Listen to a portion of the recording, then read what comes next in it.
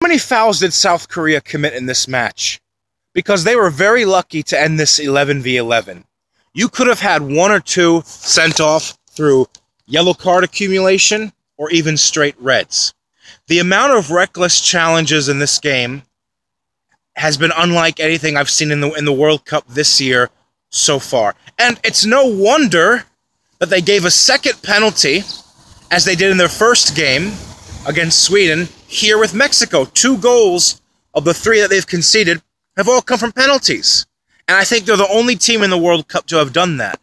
Look, I get when you're outmatched. I get when you drop points to a team in a game that you absolutely have to win against Sweden. But when you come out and you play like that, and you have very little creativity going forward, say for Sung Heung-min, you're begging for trouble, and you're giving away unnecessary fouls in the box. You're giving away clear-cut goal-scoring opportunities to the opposition.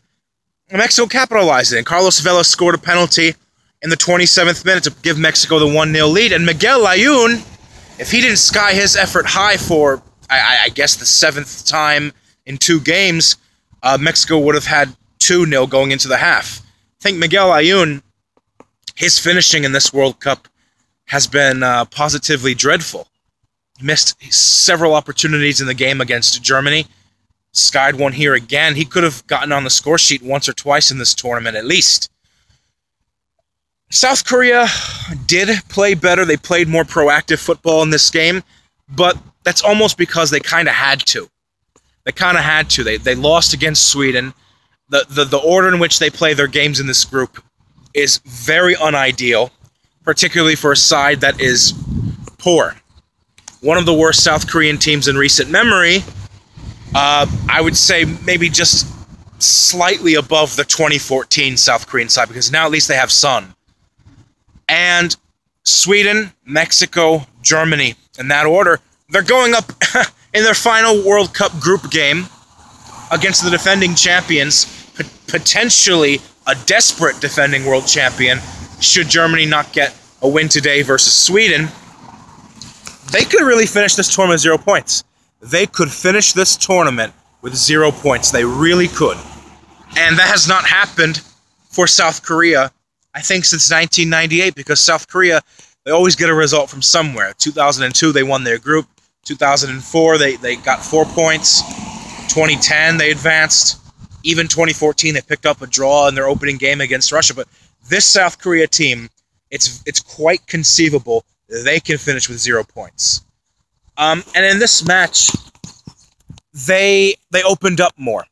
They weren't as compact against Sweden, again, because they couldn't afford to. But they really didn't threaten Mexico that much until the last 15 or 20 minutes of this game. And I felt that Mexico could have ran up the score on South Korea. You know, but South Korea's final link-up play just wasn't efficient enough because Mexico kept picking the ball off and they kept winning those challenges. And everything South Korea threw at them, Mexico just took it, ran on the counter, and they just neutralized South Korea completely. It took a wonderful strike through Sung Heung-min in stoppage time in the 91st minute to give South Korea its first goal of Russia 2018. And what a goal it was. One of the best goals of the tournament. A banger that had Ochoa beaten. But going forward, South Korea they don't look good. They had a couple of opportunities in the first half. They forced Ochoa into making a couple of saves, but other than that, defensively, not very good. This was just mostly a case of Mexico yet again not converting most of their finishes. But I do give South Korea credit because at least they played on overall performance, aggregate-wise, they played better than against Sweden. But them giving away unnecessary fouls in key positions of the pitch, it cost them again. And from Mexico's point of view, 6 points. 6 points. They will advance to the round of 16 if Germany fails to beat Sweden later today. If Germany fails to beat Sweden later today, Mexico will clinch a spot in the round of 16. They're off to a flying start in a really, really difficult group. And, look, I mean, I guess Osorio, some of us might have been wrong about him. We'll still have to see how Mexico closes out this group against a very pragmatic, tactically astute Swedish team under Jan Andersson. But for now, it's looking like Mexico is getting the job done, and they're doing it in emphatic fashion. They're one of only 4 countries right now who have won both of their opening group games, the other 3 being Russia, Uruguay, and Croatia.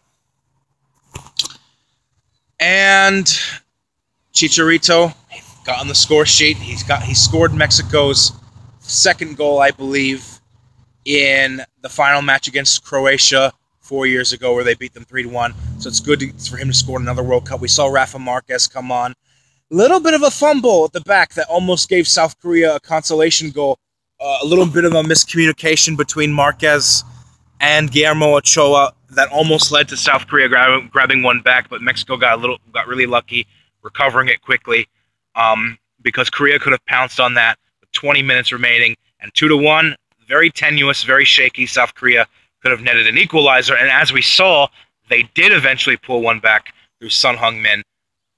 That's the, I guess, redeeming quality of South Korea's overall performance today, even though it was an improvement from the Sweden game. But congratulations to Mexico. 1 foot in the round of 16. Let's see how they close the group against Sweden. And I'll see you guys later today. Peace.